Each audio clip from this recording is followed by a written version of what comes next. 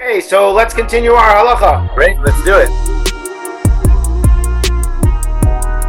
So last time we started talking about the Melacha of Choresh, of plowing, and we saw a few ramifications for this day and age. However, we left with our cliffhanger twice already with the question of what are we supposed to do with eating outside in the backyard. But there's a few more other applications for Choresh since the Gemara adds to plowing also a few other types of digging. Let's talk a little bit about more of those applications today. Yeah, as you mentioned, the Gemara says it's not only Choresh, it's also other actions of digging in the ground, including HaChorez. HaChorez is to dig a small ditch in the ground. So good, so you won't dig anything in the ground. But sometimes it happens. Like what happens if you're dragging a bench and you drag a bench along your backyard? You need to move it to the other side because you want to sit on the other side of the yard, and it may or may not create a ditch in the backyard. Is that a problem? So that brings us to a very fundamental principle in Hilchos Shabbos. It actually applies outside of Hilchos Shabbos as well, but we'll focus on Hilchos Shabbos for now, called Davar Sheino Mitkaven. What is Davar Sheino Mitkaven? That refers to a situation where you take two actions. You intend to do action A, and it may or may not result in action B. Action A is you want to move a bench from one side of your yard to the other side of your yard. It may or may not result in a second action taking place, action B, which is the ditch being created as you drag it along. What's the halacha in that case? Well, it's a machlokes between Rabbi Yehuda and Rabbi Shimon. We paskin like Rabbi Shimon. You don't intend action B to take place, that would be mutter. You don't have to be concerned that action B might happen if what you're doing, in this case action A, moving a bench across the yard, you're allowed to do that even though it may result digging of a small ditch in the ground. So in our first conversation about Hilchos Zorea, we mentioned there's an issue also of Psik Reisha, when something will definitely happen even though you didn't mean for it to happen. So what about in our situation? What about Psik Reisha here? Well, let's explain what that means exactly. The Gemara tells us that even though Rabbi Shimon holds that if the second result may or may not happen, it's permitted, you don't have to worry about it. If it surely will happen, then it is a problem. That's called a Psik Reisha. Now don't get too queasy here, but the Gemara's example is cutting off a chicken's head in order to play with the chicken's head. Times were tough back in the day. So they use the chicken's head as a toy for the kids. That's okay. Per se, you're allowed to sever a chicken's head. Problem is, it will surely result in the death of the chicken, and you're not allowed to kill an animal on Shabbos. That's a Melacha of Shechita. And so there, the Gemara says Rabbi Shimon would agree that would be a problem. That's a Psik Reisha. That's the prototype, the classic example where something certainly will take place. The literal translation of a Psik Reisha is cutting off the head. When you cut off the head, it will surely lead to the problematic second result of killing animals. So in such cases, even Rabbi Shimon, who generally permits Davar Sheino Mitkaven, would agree that would be a problem. So going back to dragging the bench, when the bench is very heavy and it will almost surely lead you to make a ditch as you drag it along, that would be a problem, as the Mishnah Berurah notes. But if the bench is somewhere in between where it may or may not result in that, then it would be permitted to drag the bench across to the other side of the yard. Are we talking about dragging benches only in the yard, on ground, or also on paved floors? So the Mishnah Berurah notes, as we talked about last week, usually we say you can't do things even on paved surfaces because you may forget yourself and do it on a ground surface, on a natural surface. However, in his footnote, he says that if the whole city or the majority of the city has tiled floors, has paved surfaces, then it would be permitted. And so nowadays, where we all have tiled floors, it would be completely permitted to drag heavy items across the floors. Okay, so dragging a bench is an interesting case, but more common is actually pushing a stroller. What about a heavy stroller, a double stroller with two kids in it, which would definitely make a ditch? What about that? That's a great question. That sounds like it should be a problem, and the Gemara actually thinks that at first it would be a problem. However, the conclusion of the Gemara in Beitza is that it's only a problem when you dig up dirt. But pressing dirt